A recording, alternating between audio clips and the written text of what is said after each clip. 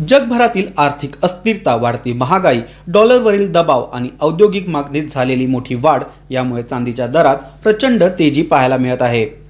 एकेकाळी गरीब माणसाचं सोनं म्हणून ओळखली जाणारी चांदी आता जागतिक अर्थव्यवस्थेतील सर्वात महत्त्वाच्या धातूमध्ये गणली जात आहे। विशेष म्हणजे रिच डॅड पुअर डॅड या जगप्रसिद्ध पुस्तकाचे लेखक रॉबर्ट कियोसाकी यांनी काही वर्षापूर्वी केलेली भविष्यवाणी आता प्रत्यक्षात उतरताना दिसत आहे।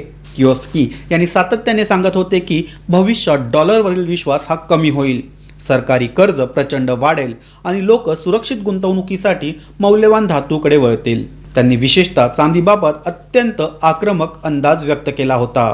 त्यांच्या मते चांदी ही केवळ दागिन्याचा धातू राहणार नाही, तर भविष्यातील उद्योग व्यवस्थेचा कणा ठरणार आहे। आज ती परिस्थिती प्रत्यक्ष दिसू लागली आहे। सध्या भारतात चांदीचा दर हा प्रति किलो सुमारे 3,10,000 रुपयांपर्यंत पोहोचला आहे।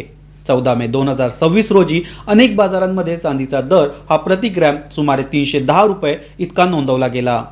म्हणजे 10 ग्रॅमसाठी सुमारे 3,100 रुपये मोजावे लागतात आणि प्रति किलो 3,10,000 रुपयांपर्यंत मोजावे लागतात। गेल्या काही वर्षात एवढ्या वेगाने चांदी वाढेल अशी कल्पना अनेकांनी केली नव्हती, पण आता परिस्थिती बदलत चालली आहे।